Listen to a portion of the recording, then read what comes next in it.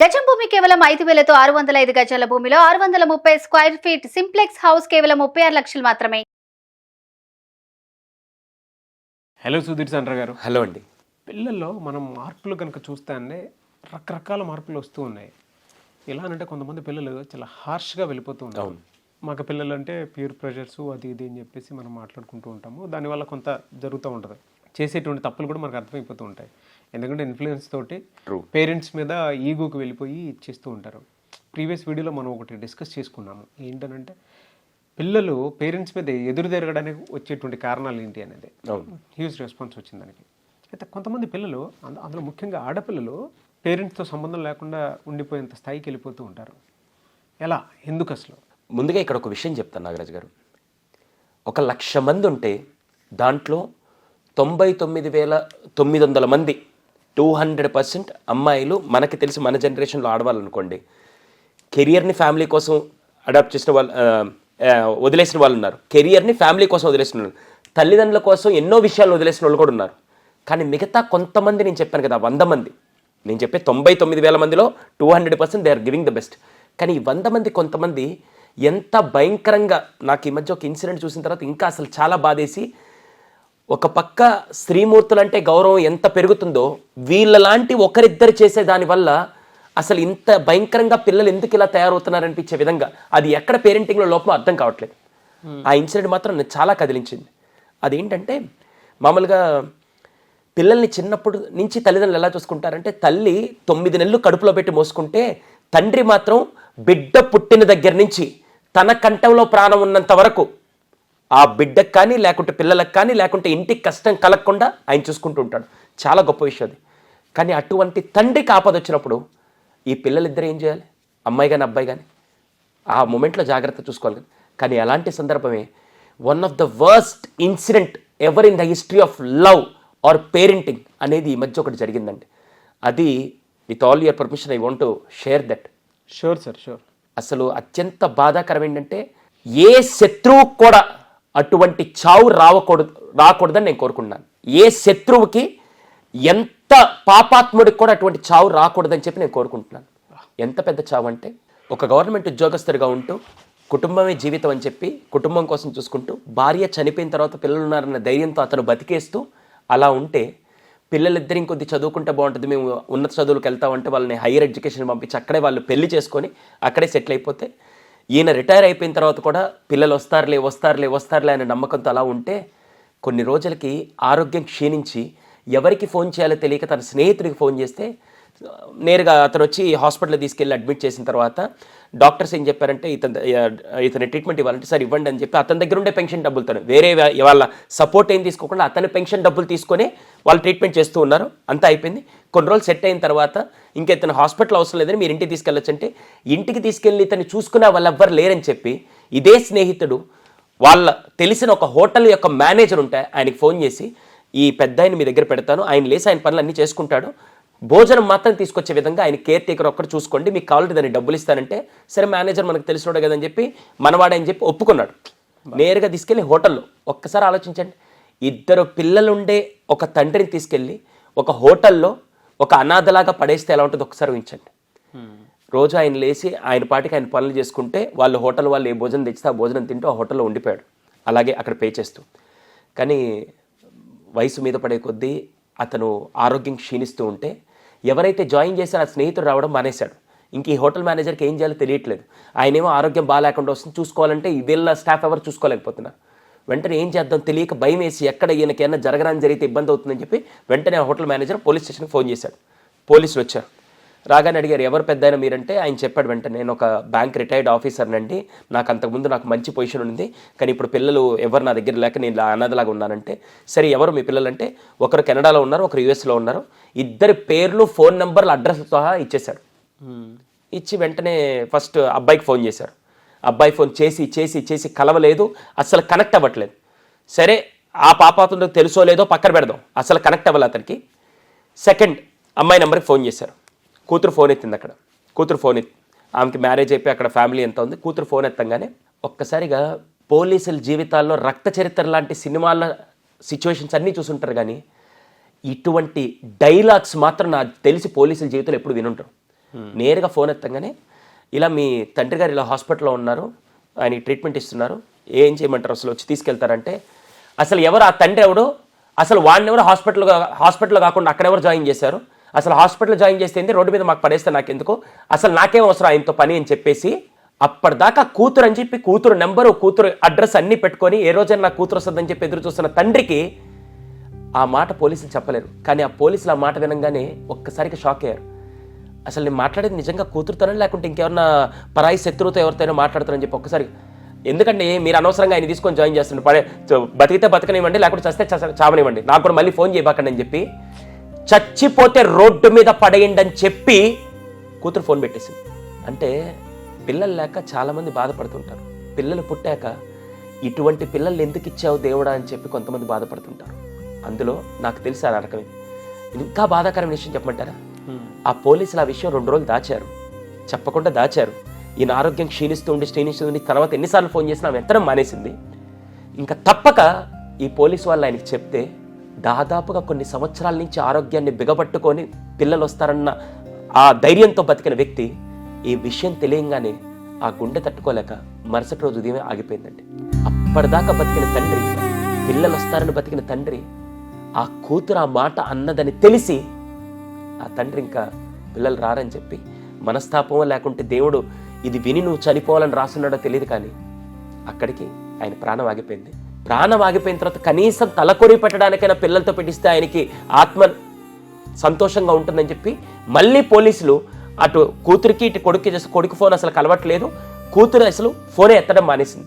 వీళ్ళు ఫోన్ చేస్తారని తెలిసి కూతురు ఫోన్ ఎత్తడం మానేస్తే ఇంకా అలా చూస్తూ ఒక గవర్నమెంట్ ఉద్యోగిని, రిటైర్డ్ ఎంప్లాయీ ప్లస్ అంత బాగా ఉన్న వ్యక్తిని మనం ఎందుకు అలా అనాథలాగా పడేయాలని చెప్పి రక్త సంబంధాలకి లేని మానవత్వాన్ని పోలీసులు కాకి చొక్కాల్లో ఉండే మానవత్వాన్ని అక్కడ చూపించి అన్ని పనులు పక్కన పెట్టి తన డబ్బులు కాకుండా వీళ్ళ పాకెట్లో నుంచి డబ్బులు తీసి ఆ కాకి చొక్కా హృదయాలు అందరూ వాళ్ళు అంత కఠినంగా ఉంటారనుకుంటారు, కానీ అదే పోలీసు వాళ్ళు జీవితంలో ఒక చాలా గొప్ప పని ఏదైనా చేసుంటే, అతి గొప్ప పని ఏదైనా చేసిండి మిగతా జనాలందరికీ ఇన్స్పిరేషన్ అయింది ఏంటంటే వాళ్ళ సొంత డబ్బులతో ఆయన దేహాన్ని తీసుకొని వచ్చి సొంత బిడ్డలు కూడా దహన సంస్కారాలు చేయలేని పొజిషన్లో వాళ్ళందరూ కలిసి ఒక కుటుంబ సభ్యులుగా మారి ఆయనకి దహన సంస్కారాలు చేసి, నాకు తెలిసి ఇప్పుడు ఆయన నిజంగా పైకి వెళ్ళేటప్పుడు కూడా దేవుడా ఇన్ని రోజులు బతికిన దానికి నాకు పిల్లల వల్ల ఆనందం అనుకున్నాను, కానీ నాకంటూ ఒక నలుగురు తెలియని వ్యక్తులు నాకు చితి కాల్చారని చెప్పి నాకు తెలిసి ఆ దేహం చాలా ఆనందంగా స్వర్గానికి వెళ్ళి ఉంటుంది. అవునండి. కానీ ఖచ్చితంగా ఒకటి మాత్రం ఏంటి తెలుసా నాగరాజు గారు, ఇంతకుముందు ఈసారి ఏదైనా పాపం చేస్తే we believe in karma right, ఈసారి ఏదైనా పాపం చేస్తే వచ్చే జన్మలో మన పిల్లలకు అలా ఎఫెక్ట్ అవుతుంది, లేకుంటే నెక్స్ట్ తరం పిల్లలకి ఎఫెక్ట్ అవుతుంది అనుకుంటారు. కానీ బాగా గుర్తుపెట్టుకోండి, ఇది కలియుగం. What goes around comes around. మీరు ఇప్పుడు ఏది చేస్తే అదే తిరిగి మీ దగ్గరికి వస్తుంది. డెఫినెట్గా ఈరోజు ఆ తండ్రికి జరిగిన సిచ్యువేషనే రేపటి రోజున ఆవిడ పెద్ద అయిన తర్వాత, ఆవిడ ముసలాడైన తర్వాత ఆ ముసలావిడకి కూడా అలా జరిగితే ఆ తండ్రి పడ్డ నరక యాతన ఏంటో అప్పుడు ఆమెకు అర్థమవుతుంది. ఈ వీడియో ద్వారా ప్రతి ఒక్కరికి ఒక విషయం చెప్తానండి, అమ్మా నాన్న మీరు చిన్నప్పుడు వాళ్ళు మిమ్మల్ని చూసుకోవడం కాదు, పెద్దయ్యాక వాళ్ళు ఆఖరి శ్వాస వరకు మీరు తల్లిదండ్రులు ఎలా చూసుకుంటున్నారో అది నిజమైన ప్రేమ. వాళ్ళు ఏదో మీకు ఫీజులు కడుతున్నారు, ఏదో చూసుకుంటున్నారు అనే పాయింట్లో మాత్రమే కాకుండా వాళ్ళని మీరు లాస్ట్ మూమెంట్లో చూసుకుంటేనే దాని వాల్యూ అనేది నెక్స్ట్ లెవెల్లో తెలుస్తుంది. అదే చాలామంది మిస్ చేస్తూ ఉంటారు. ఇప్పుడున్న జనరేషన్ పిల్లలు ఎలా అంటే అంతా ఒక ఫ్రస్ట్రేటెడ్ మైండ్తో ఉండే ఆ కైండ్ జనరేషన్ పిల్లలు మాత్రమే మనం చూస్తూ ఉన్నాము. మెటీరియలిస్టిక్ అని చెప్పొచ్చు. మీరు చెప్పినటువంటి ఈ ఇన్సిడెంట్లో ఆ ఇద్దరు పిల్లలు దానికి సంబంధించినటువంటి వాళ్ళే. ఎంత ప్రేమతో పెంచినా కూడా పేరెంటింగ్లో కొన్నిసార్లు చెప్తూ ఉంటుంది మా మదర్ ఎప్పటికప్పుడు ఒక మాట, పిల్లల్ని మనం కంటాం కానీ వాళ్ళ గుణాన్ని మనం ఎప్పుడు కనలేం కదా, మనం ఎంతవరకు ఇవ్వాలో అంతవరకు ఇస్తాము, మిగతాది వాళ్ళ దానికి వదిలేయాలని చెప్పేసి అంటూ ఉంటారు. మేము నిజంగా కొంతమంది గుణం ఎలా ఉంటుందనంటే ఇంకంతే, వాళ్ళని మనం మార్చలేము. అటువంటి వాళ్ళదే ఇందులో ఉన్న ఆడపిల్ల కానివ్వండి లేదంటే మగపిల్లడు కానివ్వండి, ఇద్దరు చాలా స్టోరీస్ ఉన్నాయండి. ఇటువంటి స్టోరీస్ అనే దానికంటే కూడా చాలా జీవితాలు ఉన్నాయి, ఇప్పటికీ నలిగిపోతున్నాయి. ఈ వీడియో చూసిన తర్వాత కూడా నా పరిస్థితి ఇదే కదా అని చెప్పేసి పేరెంట్స్, అనాథాలయ శరణంలో ఉండేటువంటి వాళ్ళైనా బయట ఉన్న వాళ్ళైనా సరే, లేదా ప్రతి పేరెంట్కైనా ఒక ఇన్సెక్యూరిటీ ఖచ్చితంగా వస్తుంది. అరే రేపటి రోజు నేను ఇలా కాకుండా ఉండాలి కదా అనేటువంటి ఆలోచన డెఫినెట్గా వస్తుంది. కళ్ళ ముందు నీళ్ళు వచ్చేస్తాయి. మనం లాస్ట్ టైం ఒకటి నాగరాజు గారు మీకు గుర్తుందో లేదో తెలియదు కానీ పిల్లలు ఎంతసేపటికి రావట్లేదు, ఇంకా మేము మంచాన పడితే చూసుకునే వాళ్ళు లేరు అని చెప్పి ఒక తండ్రి తన చితిని పేర్చుకొని కాల్చుకొని చనిపోయాడు. ఎంత దౌర్భాగ్యమైన స్థితి అంటే పిల్లలు ఉండి కూడా పిల్లలు రారని తెలిసి ఆ నరకం అనుభవించేదానికంటే మనమే చంపేసుకుందాం అని చెప్పి ఈరోజు చాలామంది తల్లిదండ్రులు పిల్లలున్నా కూడా అనాథల్లాగా చచ్చిపోతున్నారు. చూసారా? అంతకంటే దౌర్భాగ్య స్థితి ఏది ఉండదు. అనాథల్లాగా పుట్టడం కాదు, అనాథ తల్లిదండ్రులాగా చాలామంది చచ్చిపోతున్నారు ఈరోజు. అనాథ తల్లిదండ్రులాగా. ఆ ఒక్కటి మాత్రం భవిష్యత్తులో ఇటువంటి వీడియో ద్వారా అయినా ఖచ్చితంగా కొంతమంది పిల్లలు మినిమం ఆ టైంలో ఇవ్వాల్సిన లవ్ అండ్ ఎఫెక్షన్ ఇవ్వగలిగితే అదే చాలండి. ఎస్, పర్సనల్ అపాయింట్మెంట్ కోసం అని చెప్పేసి అడుగుతూ ఉంటారు. లేదంటే పిల్లలతోటి ఎవరైతే సఫరింగ్స్ ఫేస్ చేస్తూ ఉన్నారో పేరెంట్స్, బాధ భరించలేక, లేదు పిల్లలు పడేటువంటి మనోవేదనని భరించలేక, తట్టుకోలేక కొంతమంది పిల్లలు సూసైడ్ అటెంప్ట్స్ అవి చేస్తూ ఉంటారు. అటువంటి వాళ్ళు ఉన్నారు.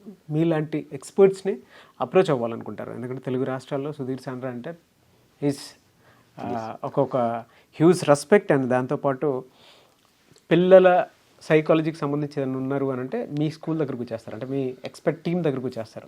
అందుకే అంటున్నాను, మిమ్మల్ని అప్రోచ్ అవ్వాలంటే ప్రాసెస్ ఏంటి? ఇక్కడ ఒక చిన్న విషయం నాగరాజ్ గారు, నేను ట్రైనింగ్స్ పిల్లలకి పెద్దలకి అందరికి ఇస్తూ ఇప్పుడు రిక్వైర్మెంట్ మార్కెట్లో నా గురించి చాలా ఉంది. నా గురించి అంటే నేను కాదు, సైకాలజీ డిమాండ్ చాలా ఎక్కువ ఉంది. అందుకని నేను స్కూల్స్ కాలేజ్కి వెళ్ళి చేస్తూ, కానీ చాలామంది కౌన్సిలింగ్ వచ్చినప్పుడు అందరికీ నేను జస్టిఫికేషన్ చేయలేకపోతున్నాను. కాబట్టి దానికోసం ఒక పని ఏం చేశానంటే, నేనున్న రోజులు నేను కౌన్సిలింగ్ తీసుకుంటే, లేకపోతే మా టీమ్ ఆఫ్ ఎక్స్పర్ట్స్ ఎలా అంటే ఇప్పుడు ఒక జ్వరం వచ్చినప్పుడు మనం మామూలు డాక్టర్ దగ్గరికి వెళ్ళిపోతాం, ఫిజిషియన్ దగ్గరికి వెళ్తాం. కానీ హార్ట్కి ఏదైనా సమస్య వచ్చినప్పుడు మనం ఒక కార్డియాలజిస్ట్ దగ్గరికి వెళ్తాం, ఎందుకంటే దీని ఎక్స్పర్ట్ ఆయన కాబట్టి. అలాగే నా దగ్గర మన అసోసియేషన్లో మన దగ్గర చాలామంది టీం, ఆటిజం కానీ, ADHD కానీ, అడల్ట్ కేసెస్ కానీ, పిల్లలు చదవట్లేదు లేకుంటే వాళ్ళ కాన్సన్ట్రేషన్, ఇవన్నీ కలిపి మన దగ్గర టీమ్ ఆఫ్ సైకాలజిస్టులు ఉన్నారు. మన కౌన్సిలింగ్ సెంటర్లోనే వాళ్ళందరూ ఉంటారు. మీరు నా మీద ఎంత నమ్మకం పెట్టుకొని వస్తారో 200% దానికి డబల్ నమ్మకాన్ని నేను ఇవ్వకపోతే మార్కెట్లో మనం క్రియేట్ చేసుకుని నేమంతా పోతుంది. అవును, అందుకనే నేను ఎక్కడికి వెళ్ళాలి ఈ కౌన్సిలింగ్ తెలియక చాలామంది ఇబ్బంది పడుతుంటే, ఆ నమ్మకంతో వస్తే మాత్రం 200% నేనున్న రోజు నా అపాయింట్మెంట్ కానీ, నేను లేని రోజు నా టీమ్ ఆఫ్ సైకాలజిస్ట్ మన కౌన్సిలింగ్ సెంటర్లోనే, వేరే దగ్గర కాదు. వేరే దగ్గర మళ్ళీ రెఫర్ చేస్తే ఎలా ఉంటుంది అనుకోవచ్చు. మళ్ళీ మీరు మన కౌన్సిలింగ్ సెంటర్కి వచ్చి కూర్చొని అక్కడ టీమ్ ఆఫ్ ఎక్స్పర్ట్స్ ఉంటారు. మీ ప్రాబ్లం తగ్గట్టు వాళ్ళ కౌన్సిలింగ్ అపాయింట్మెంట్ బుక్ చేసి 200% అందరికీ అందుబాటులో, ప్రతి మధ్యతరగతి, దిగువ మధ్యతరగతి ప్రతి ఒక్కరికి అందుబాటులో ఉండే విధంగా ఆ కౌన్సిలింగ్ ఫీ స్ట్రక్చర్ కూడా అలాగే ఉంటుంది. మీ అందరికీ అది హెల్ప్ అవుతుంది. పిల్లల్ని చిన్న సమస్యలు ఉన్నప్పుడు తీసుకొని వస్తే దాన్ని సాల్వ్ చేయడం మనకి చాలా ఈజీ. అంతా కాలిపోయిన తర్వాత తీసుకొని వచ్చి మా వాడు మండిపోతున్నా అంటే మేము ఇంకా దానికి నేను ఇంకొద్ది కిరోసిన్ పోయాలి తప్ప నేను ఇంకేం చేయలేను. కానీ బ్యాండేజ్ చేయాలన్నా కూడా కొద్ది దెబ్బ వస్తే నేను చేయాలి, లేకుంటే పెద్ద ఆపరేషన్ చేయాల్సి వస్తుంది. అలాగే చిన్న చిన్న బిహేవియర్లో ఉన్నప్పుడు మా దగ్గర పిల్లలు చదవట్లేదు, దానికి ఎక్స్పర్ట్స్ ఉన్నారు. పిల్లలు కాన్సన్ట్రేషన్ పెట్టట్లేదు సార్, అసలు చదువు మీద ఇంట్రెస్ట్ చూపించడం, వాడి ఇంటెలిజెన్స్ ఎలా ఉందో తెలుసుకోలేకపోతున్నాం, దానికి ఎక్స్పర్ట్స్ ఉన్నారు. ఇంకా చెప్పాలంటే పిల్లలు హైపర్ యాక్టివ్గా ఉన్నారు సార్, ఆటిజం ఇవన్నీ ఉన్నాయి, దానికి ఎక్స్పర్ట్స్ ఉన్నారు. సార్ వైఫ్ అండ్ హస్బెండ్ సమస్యలు ఉన్నాయి, ఎక్స్పర్ట్స్ ఉన్నారు. Team of psychologist, team of experts మన దగ్గర ఉన్నారు. ఏ ప్రాబ్లం ఉన్నా సరే, మానసిక సమస్య కేర్ ఆఫ్ అడ్రస్ మీరు రీచ్ అవ్వాలంటే ఈ కింద ఫోన్ నెంబర్కి ఒక్కసారి ఫోన్ చేయండి. మా టెలికాలింగ్ టీం మీకు అపాయింట్మెంట్ ఫిక్స్ చేసి మీరు మన కౌన్సిలింగ్ సెంటర్కి వచ్చి కూర్చొని మీరు కౌన్సిలింగ్ చేసుకోవచ్చు అండి. ఎనీవేస్, థ్యాంక్ యూ అండి, thank you so much Sudheer Sandra గారు. థ్యాంక్ యూ అండి.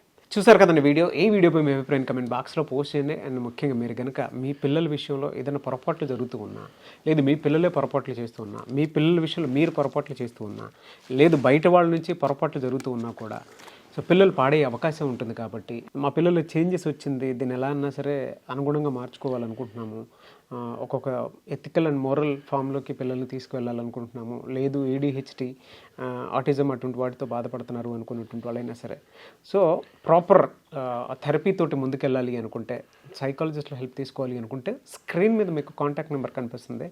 సో సుధీర్ సాండ్రా గారి టీమ్ ఆఫ్ ఎక్స్పర్ట్స్ ఉన్నారు, వాళ్ళతోటి కూడా మీరు ట్రావెల్ అయ్యి ముందుకెళ్ళొచ్చు. సో మీరు కనుక ఏదైనా ప్రాబ్లమ్స్ ఫేస్ చేస్తుంటే స్క్రీన్ మీద కనిపిస్తున్న number call or message WhatsApp చేసి వెంటనే ఎన్రోల్ చేసుకోండి. ఈ వీడియో లైక్ చేయండి, షేర్ మాత్రం తప్పకుండా చేయండి. ఇలాంటి మరిన్ని వీడియోస్ కోసం మా ఛానల్ ఫాలో అవ్వండి. Thank you.